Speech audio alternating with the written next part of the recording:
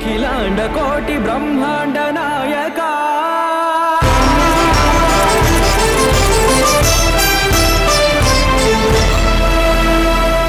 ఓం నమో వెంకటేశాయ. తెనాలి శాసనసభ్యులు మరియు మంత్రివర్యులు శ్రీ నాదెండ్ల మనోహర్ గారి పర్యవేక్షణలో ద్వితీయ తిరుపతిగా భాసిల్లుతున్న గుంటూరు జిల్లా తెనాలి పట్టణం వైకుంఠపురంలో వేంచేసి ఉన్న శ్రీ లక్ష్మీ పద్మావతి సమేత శ్రీ వెంకటేశ్వర స్వామివారి దేవస్థానం నందు 10/1/2025 అనగా శుక్రవారం ముక్కోటి ఏకాదశి పర్వదినం సందర్భంగా తెల్లవారుజామున 4:30 నుంచి శ్రీవారి ఉత్తర ద్వార దర్శనం నిర్వహించబడును. కావున 50 మంది భక్తులు శ్రీ స్వామి అమ్మవార్లను ఉత్తర ద్వారంలో దర్శించుకుని తీర్థ ప్రసాదములు స్వీకరించి శ్రీ స్వామి అమ్మవార్ల కృపకు పాత్రులు కావలసిందిగా కోరటమైనది. ఇట్లు శ్రీ స్వామివారి సేవలో వి అనుపమ సహాయ కమిషనర్ మరియు కార్యనిర్వహణాధికారి మరియు ధర్మకర్తల మండలి చైర్మన్ సభ్యులు.